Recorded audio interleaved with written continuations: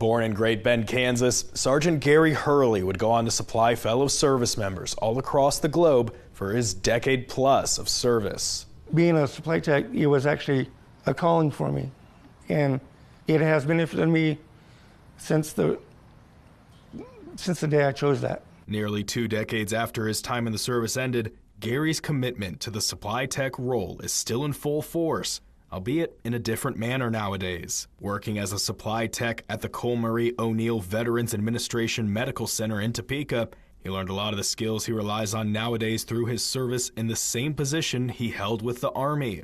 Was critical, even down to the smallest tool that they needed to take care of that tank. And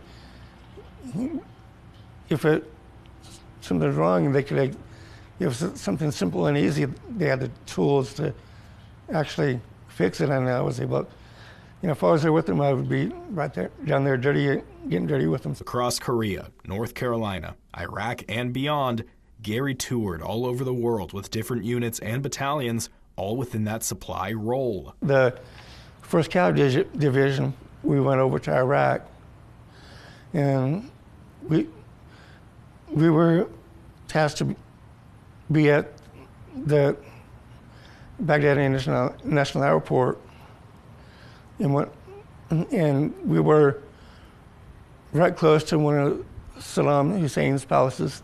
Even in his final placement overseas, just months before exiting the service, Gary took every opportunity to improve and grow. Not only was I learning how they do their supply work over there, I was also trying to teach them a little bit how Americans do it. And it really brought, an overwhelming sense of pride, not only for me, but also for the Iraqis. His service to fellow veterans continues outside of his job as well.